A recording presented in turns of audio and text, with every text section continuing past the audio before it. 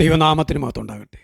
നമ്മുടെ കർത്താവായ യേശു ക്രിസ്തുവിൻ്റെ നാമത്തിൽ എല്ലാവർക്കും എൻ്റെ സ്നേഹവന്ദനം. ക്രിസ്തുവിൽ ഉള്ളൊരു മനുഷ്യൻ, മഹാനായ പൗലോസ് ഭാഗം 210. പൗലോസിനെതിരായി ഒരുക്കിയ പദ്ധതികളെല്ലാം പൊളിഞ്ഞു എന്ന് കണ്ട് പരാജയ ഭീതിയിലിരിക്കുമ്പോഴാണ് എന്ത് ചെയ്യണമെന്നറിയാത്തൊരവസ്ഥയിൽ, അതെ, ഇങ്ങനെ ഇവർ കഴിയുമ്പോഴാണ് ദേശാധിപതിയുടെ കൽപ്പനയുമായി ഒരു ദൂതൻ മഹാപുരോഹിതനെ സന്ദർശിക്കുന്നത്. പൗലോസിനെതിരായുള്ള അന്യായം ബോധിപ്പിക്കുവാൻ ഉടൻ കൈസരിയിൽ എത്തണം എന്നാണ് സന്ദേശം. മഹാപുരോഹിതനും യഹൂദ നേതാക്കന്മാർക്കും ഇതിൽ പരം ഒരു ഗതികളിനി പറ്റുവാനില്ല. ഒരു വിജാതീയ ന്യായാധിപൻ്റെ മുമ്പിൽ അവരുടെ മതസംബന്ധമായ ഒരു കേസ് വാദിക്കേണ്ടി വന്നിരിക്കുന്നു. കോടതി ഭാഷയായ ലാറ്റിനോ ബന്ധഭാഷയായ ഗ്രീക്കോ നല്ല വശമില്ല ഇവർക്ക്. റോമൻ നീതിന്യായങ്ങളെ സംബന്ധിച്ചും വേണ്ട അറിവ് ഇവർക്കില്ല. ഈ സാഹചര്യത്തിൽ ഒരു നിയമജ്ഞനായ റോമൻ അഭിഭാഷകനെ കേസ് ഏർപ്പെടുത്തുകയാണ് വേണ്ടതെന്നവർ ഒരുമിച്ച് തീരുമാനിച്ചു. അങ്ങനെ ഒരാളെ അതിന് ലഭിക്കുകയും ചെയ്തു. അയാളുടെ പേര് തെർത്തുല്ലോസ്. അദ്ദേഹവുമായി മഹാപുരോഹിതൻ അനന്യാസ് മൂപ്പന്മാരോടൊത്ത് കൈസരിയിൽ ഫേലിക്സിൻ്റെ മുമ്പാകെ ഹാജരായി. പൗലോസ് കൈസരിയിൽ വന്നിട്ട് 5 ദിവസം കഴിഞ്ഞിരിക്കുന്നു. കോടതി നടപടികൾ ആരംഭിച്ചു. ഫേലിക്സ് വാദിഭാഗം വക്കീലിനെ വിളിച്ചു.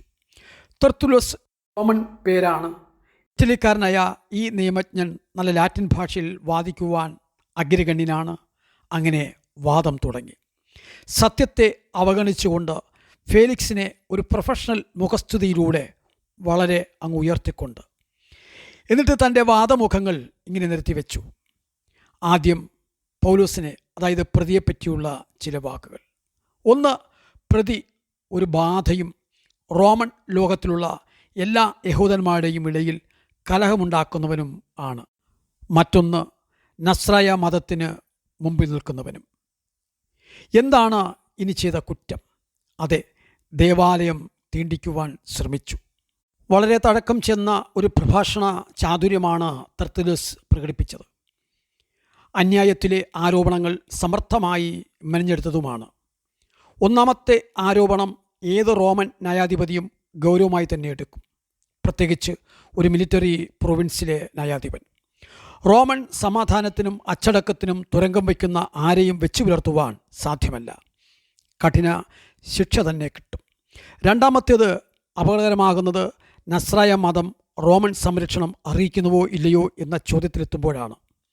യഹൂദ മതത്തിന് റോമൻ നിയമത്തിൽ സംരക്ഷണം ഉണ്ടായിരുന്നു, എന്നാൽ അത് നസ്രായ മതം അർഹിക്കുന്നില്ല എന്ന സൂചനയാണ് തെർത്തുല്ലോസിൻ്റേത്.